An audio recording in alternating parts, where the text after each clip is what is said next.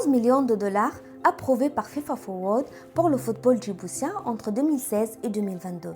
Pourtant, un audit de l'État révèle des problèmes de traçabilité des fonds, d'importants paiements en espèces et des infrastructures dégradées. Ces éléments ont été révélés et mis bout à bout par le journaliste Roman Molina, qui enquête depuis plusieurs années sur la Fédération djiboutienne de football. Il a notamment publié des extraits d'un rapport provisoire de l'Inspection générale de l'État sur la gestion de la fédération. Pourquoi cette affaire est importante? Parce que le document FIFA Forward consacré à Djibouti affiche 11,4 millions de dollars de fonds approuvés, destinés notamment aux infrastructures, aux compétitions, aux équipes nationales, ainsi qu'à l'administration et la gouvernance. Et c'est là qu'il apparaît la contradiction. Dans les opérations examinées par l'Inspection générale de l'État, les paiements en espèces représentent 14% de 335 millions de francs djiboutiens contrôlés en 2021, puis 17% de 238 millions contrôlés en 2022. Le rapport révèle également des problèmes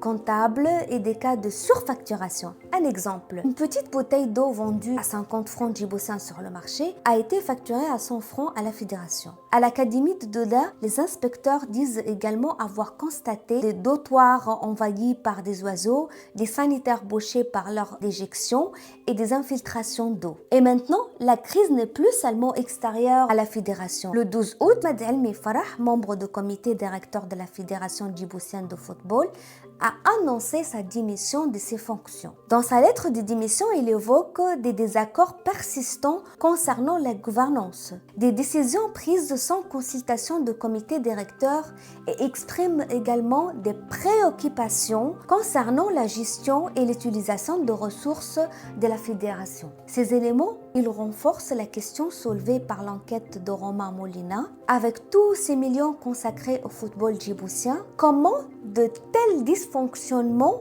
ont-ils pu durer?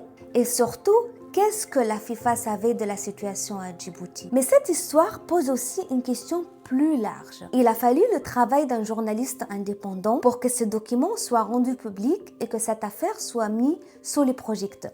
Alors, imaginez simplement ce que pourrait révéler davantage d'enquêtes journalistiques indépendantes si les journalistes pouvaient travailler librement à Djibouti.